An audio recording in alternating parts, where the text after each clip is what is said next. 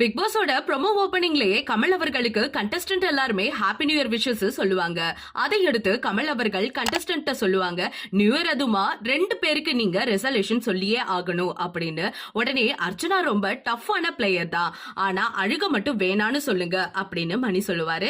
தினேஷ் அவர்கள் நிக்சனோட பிளேலிஸ்ட அட்லீஸ்ட் ஒரு 50 பாட்டாவது கேட்கணும்னு அவரு சொல்ல, இதை தொடர்ந்து நம்ம ஃபர்ஸ்ட் ஃபைனலிஸ்டான விஷ்ணு அவர்கள் மணிய மாஸ்டரா பார்க்கணும்னு தான் என்னோட பெரிய ஆசைன்னு அவரும் சொல்றாரு.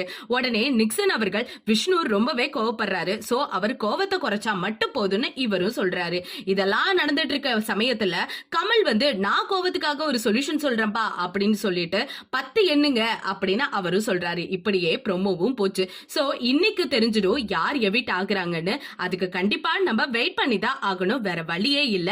இந்த ப்ரோமோ பத்தி நீங்க என்ன நினைக்கிறீங்கன்னு மறக்காம நம்ம கமெண்ட் செக்ஷன்ல ஷேர் பண்ணிக்கோங்க. இது போல பல வீடியோ பார்க்க நம்ம சேனலை மறக்காம சப்ஸ்கிரைப் பண்ணி வச்சுக்கோங்க.